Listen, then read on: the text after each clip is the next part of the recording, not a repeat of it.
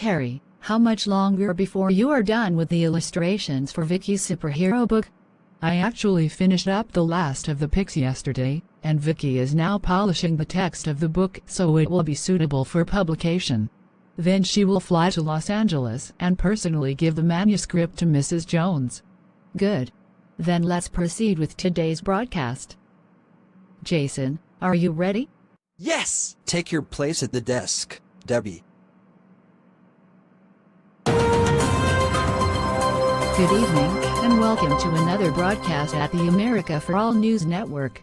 This morning, a crazed gunman attacked the headquarters of the Unitarian Universalist Association, killing 3 people working there and injuring 7 others. The president of the UUA was not among those harmed, but the gunman was shot to death by police when they arrived on the scene. The shooter was identified as Chuck Mocker, who was previously described by the Southern Poverty Law Center as a white supremacist from Virginia.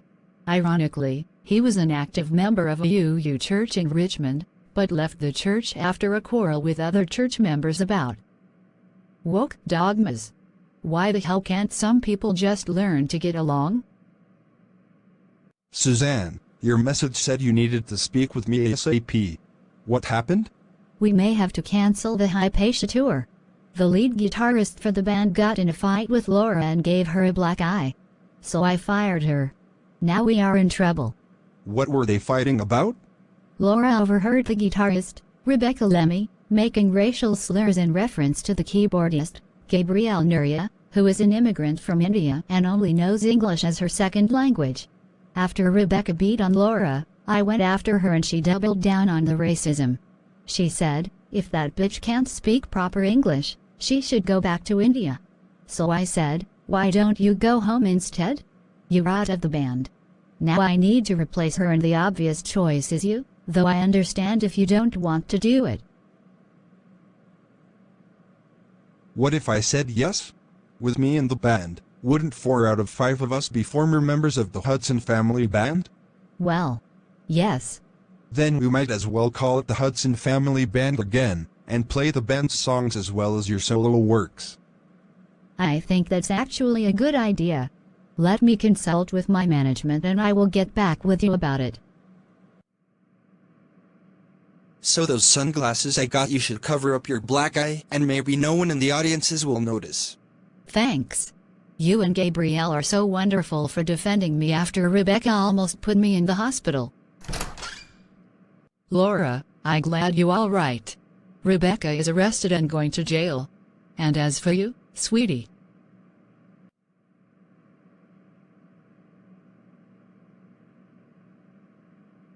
Wow, you're really like me.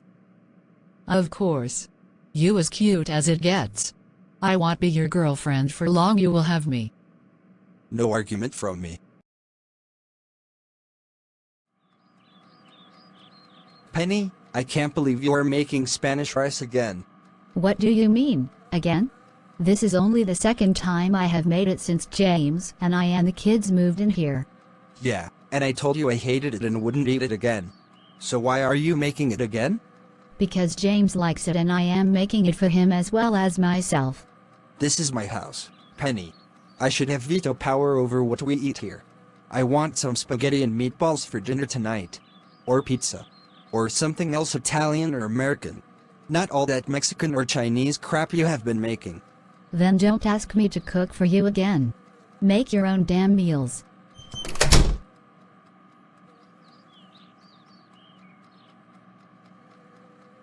Wayne, what's going on?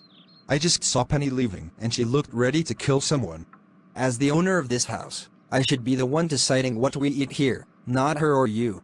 And I can't stand when Penny talks back to me. She was never like that before she married you. Oh, that. Well, you know she is now an adult, right? That means she has become your equal. I can't believe Uncle Wayne keeps talking down to me because he is the owner of that house. No one else, not James, not Mrs. Smith nor anyone else treats me like a lesser being. I'm beginning to regret moving back to Uncle Wayne's house. Mrs. Smith, is there still room at your mansion for me, James and your children? There was always room here. You didn't have to leave. So why did you go? I did it because I thought Uncle Wayne was lonely and would appreciate having me and the kids around. But he is so bossy now. He is always trying to order me around, telling me what he wants for dinner, and what else I need to do. I'm used to taking orders from Lucy and Jessica at the Tuscany Tavern. That's their right as managers of the restaurant. And James as a teacher takes orders from Wayne, because he is the principal of the school. But at home, we should be equals. I guess it's because you grew up with him and he still sees you as a child. Well, I am not anymore. I am even mother of my own children. And I've noticed that you do not treat James and Debbie like they are less than you. You adapted well to them growing up and you always respect them. So I'd rather live with you again. No problem. Come on back.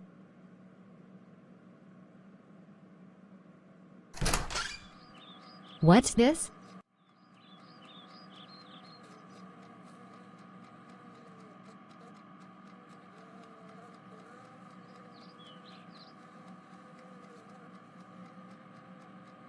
Welcome back, Penny. Are you feeling better? In case you are wondering, Wayne and I have compromised. He is eating a TV dinner of lasagna and I am eating one of orange chicken. I just reminded him that while he may own this house, you and I help pay the bills here, and without us to contribute, he would be constantly on the edge of bankruptcy. Yeah. One of the reasons I was eager to see your grandmother come out of retirement and become a cook at the Tuscany Tavern was because she would make more money for our household. Her loss meant my teacher's salary alone wouldn't be enough to allow me to keep this house. Which is why I was glad to be promoted to school principal. And then for you and James to move in here. If you leave, I will be right back at the situation I was facing before. The real problem is that you have never learned to live with a strict budget.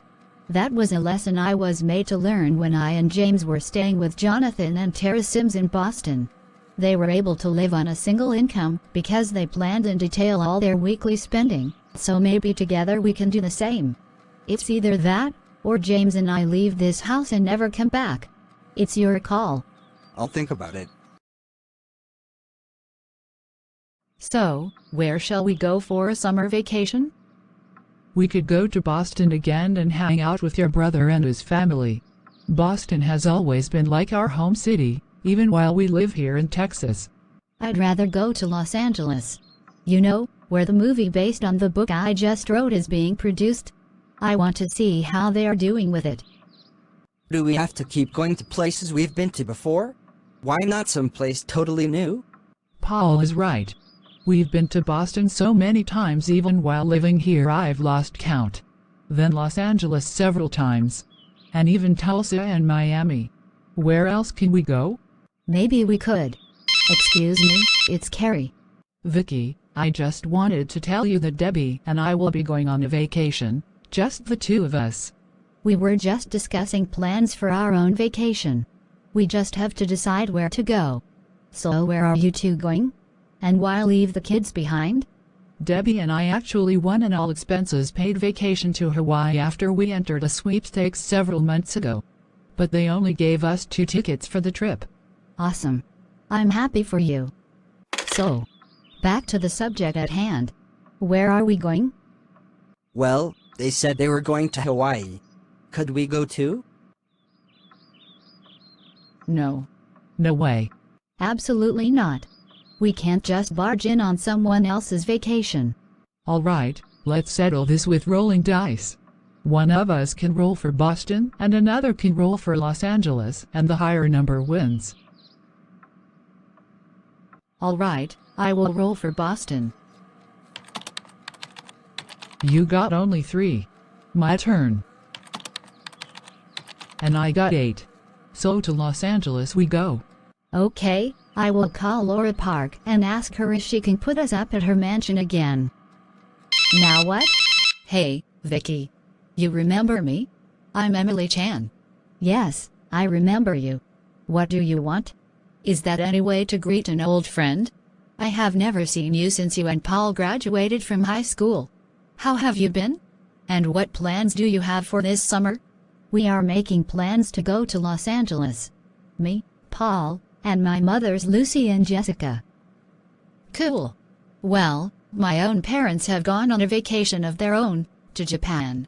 Sadly, they went without me, so I am all alone here.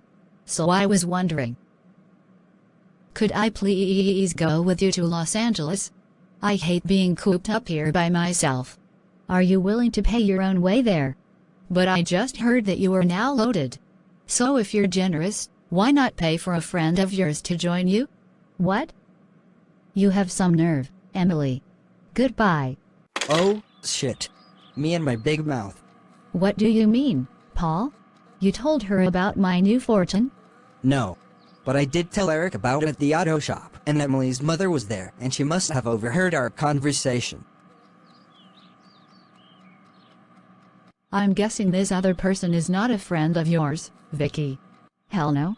In fact, she once tried to steal Paul from me and he told me about it. So I confronted her in the girls' restroom and gave her a planet-sized slap down. And I had 2 other girls watch the entrance of the restroom so no one else would stop me. I can't believe she would demand I take her on our vacation.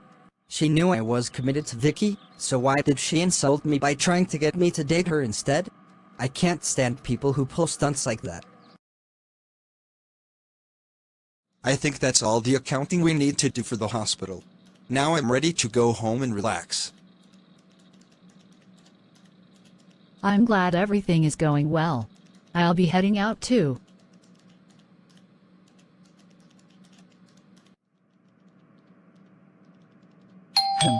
I'll get it. Grandmother. You're alive. You mean someone told you I was dead? Well, no. But after you disappeared from grandfather's life, no one talked of you again. It was like you simply ceased to exist.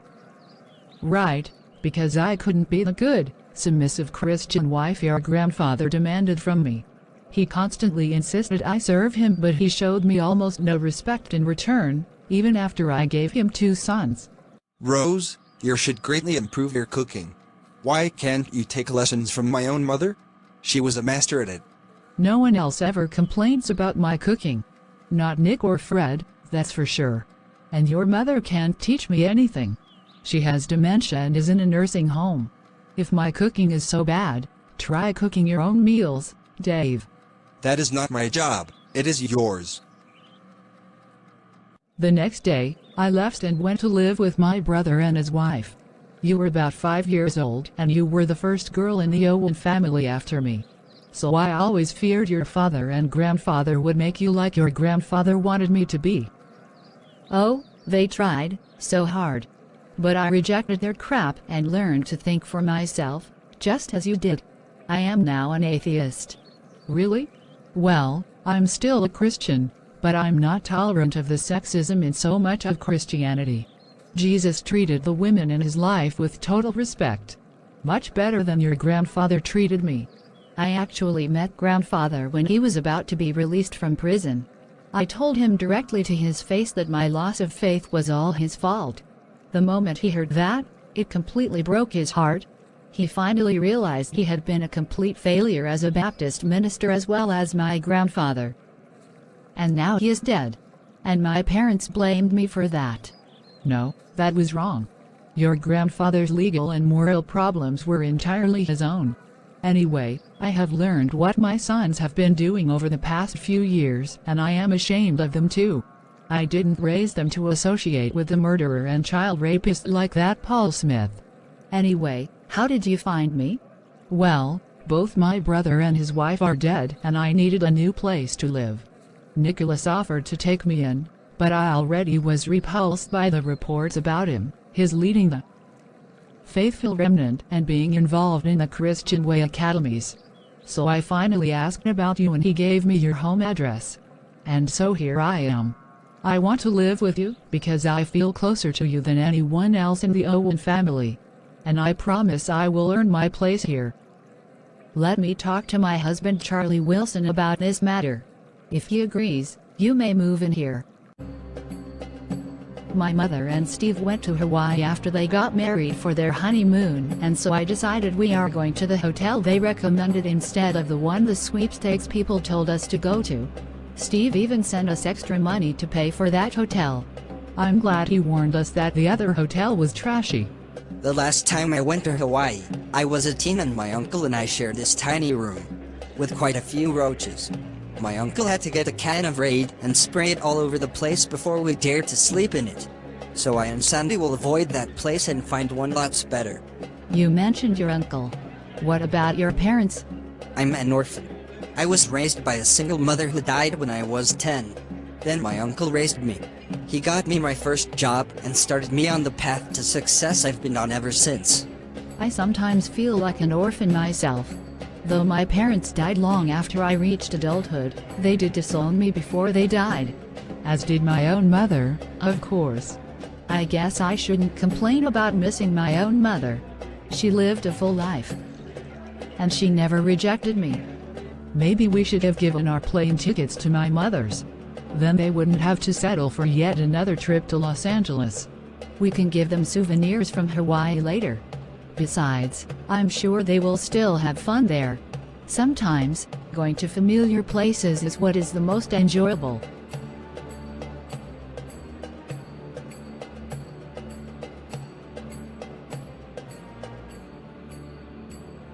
Wow, this place is awesome. I'm glad we listened to Steve. One moment. Debbie, are you in Hawaii yet? Yes, Mother. Carrie and I landed a couple of hours ago. I just checked the weather forecasts for the Pacific Ocean. Right now, Hawaii is directly in the path of a hurricane. It will hit the islands in about 12 to 15 hours. What the hell? Well, this is a great way to fuck up a vacation. We need to get out of here now. But we paid to stay here for a week. If we leave now, the return flight will have to be paid out of our own pocket. Debbie, don't worry about money now. Just pay for a flight out of Hawaii and take it before the hurricane hits. You do have credit cards, right? Yes, of course. We will go immediately.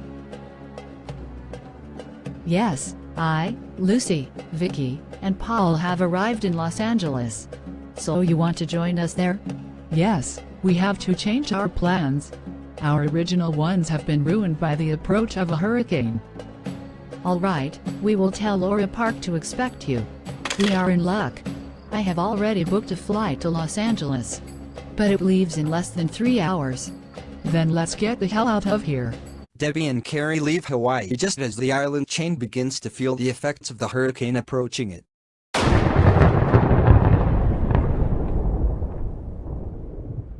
Another 3 or 4 hours and we would have been stuck in Hawaii and later suffering from the hurricane.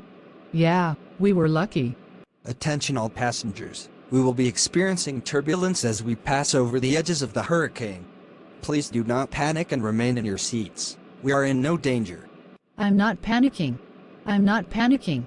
I'm terrified. My heart is pounding. Let me help you relax.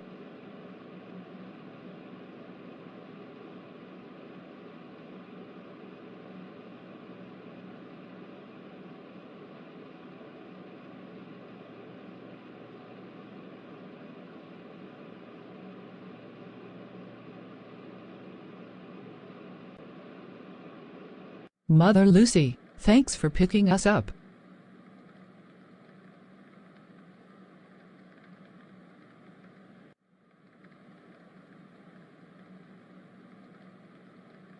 I'm glad you two are all right.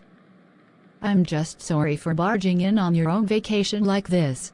Don't worry about that. You are safe, that's all that matters. Lucy then takes Debbie and Carrie to Laura Park's mansion. But soon after they arrive,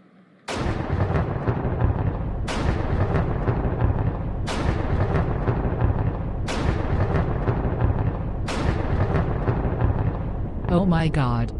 We fled one disaster only to find ourselves in the middle of another one. Sucks to be us, I guess. Let's start picking things up around here. This is so unfair. Now everyone's vacation is ruined. We are lucky. None of us here have been injured. Think about the people in both Hawaii and this city that may have been hurt or even killed because of these disasters. Remember when our town got hit by those tornadoes and flooding and how we all pulled together to help the town recover? Why not do that here? Excuse me. Hello? This is Vicky Mary Jones. Are you all right, Vicky Sims? Yes, all of us at Laura's mansion have been accounted for and no one is hurt. Her place just got some damage, but we are dealing with it. How are you? Fortunately, Patagonia City was some distance from the center of Los Angeles, so we suffered no serious damage. But the reports from where you were saddened me. So I decided to dress up as the Blazing Beauty and go to a hospital to see if I can help comfort any children there. Would you like to join me? Absolutely. That would be an honor. Wow. Are you really the Blazing Beauty? I'm as real as you need me to be, honey. And I can assure you, the doctors are doing everything they can for your family. You are safe here. You were right, Vicky. The disruptions of our vacations were a mere inconvenience for us. It's the people that live here and were actually hurt that matter. So many homes destroyed. So many businesses disrupted. Those are the bigger issues. We just do what we can, when we can, for whoever we can. Now let's go see if we can help a few patients here.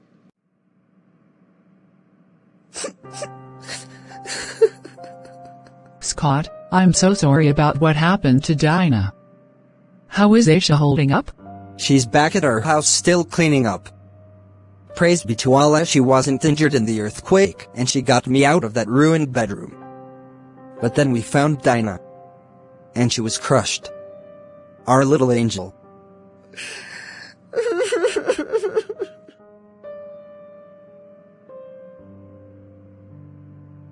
Let us know if you need anything. Aisha.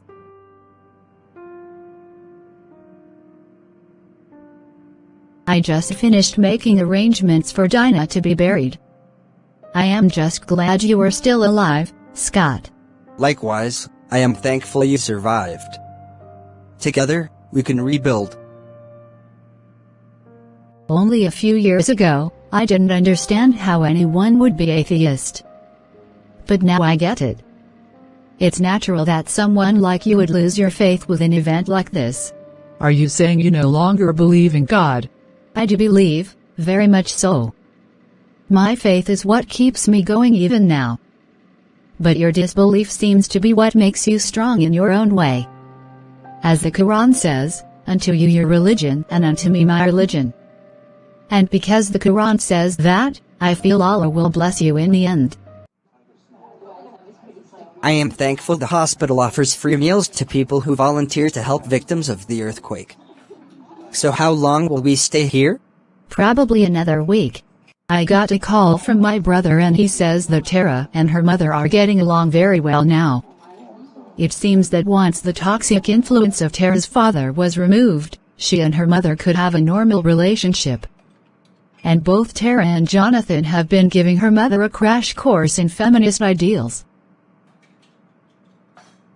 There, we are finally finished, Suzanne. Just in time for your 29th birthday. I'm just glad my own parents' home suffered no major damage. And I'm even more glad to still be alive. I just got off the phone with my mother. Tonight, Carrie and I will be returning to Texas. And Steve, her ex-husband, has invited us to spend a weekend in Tulsa. So we can have a vacation after all. Thank you for all your help. You and the others made cleaning up so much easier. Enjoy your next trip. Jack, is that you? What are you doing here? I'm on leave, so I thought I'd come by here and see you one more time. Well, look at you. I never thought in a million years you would be serving your country like this. So I'll serve you a drink on the house. Thanks. Technically, I am still serving my sentence, so I can't stay here long. I'm stationed at an army base in Texas near the border it shares with Louisiana. I go back there tonight. Debbie and Carrie now arrive in Tulsa, and after being given a bedroom in Steve Miller's mansion, they go to a cemetery. My father isn't actually buried here, of course. He was cremated and then his ashes were scattered. But shortly after Mother inherited Father's fortune, she bought a headstone and had my father's name carved on it. And there it is.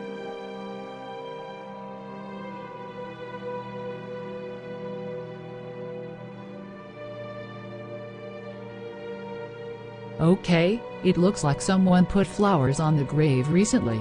Not you? No, I've never seen those before. Look, there's a note attached to it. To who this may concern, this is the grave of the man who would have become my son-in-law, had he lived. My daughter and her 5 children do not have graves of their own, so this will have to do for all of them. I will forever bear the guilt of having forced my daughter to marry the man who later destroyed forever my happiness by killing Mary and his own children she bore him. And if there is indeed a God, I hate him now. Ginger Reynolds. Wow, she was really bitter. Can you blame her? I only lost a father, she lost a daughter and 5 grandchildren, that is many times worse. And she blames herself for that, and frankly, I do too. What made her think it appropriate to reduce her own child to sexual slavery? Mary being pregnant as a teen made her a victim. And being forced into marriage to the one who knocked her up made her a victim twice. I feel like strangling people who do shit like that to teens. Indeed, marriage should be done only out of love between the partners. You and I had to work hard to convince our mothers to let us marry. I can't imagine forcing our children to marry partners they don't love. And the bigots who do that call homosexuality a perversion? Anyway, enough. Let's go to Steve's club and have a few drinks. Hello, Miss Smith. So you work here now, George Anderson? Well, as long as you stay out of trouble, I don't care. Give me and Carrie glasses of wine. Now. How about a whole bottle of wine? We've been through a lot of shit these past few weeks, so we need to drown our sorrows. Sure. And given our past history, I will serve you the finest bottle of French wine we have here. And it will be on the house.